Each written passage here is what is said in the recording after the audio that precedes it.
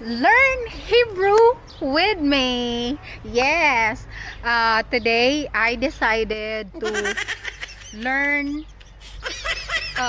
speaking or talking in Hebrew.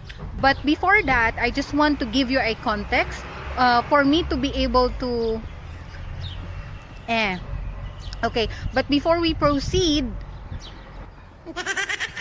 hirap na naman mag-English. Okay. Take 2. Learn Hebrew with me. Yes, I already decided that I will study Hebrew language, but ba't ang hirap mag-English? Ha?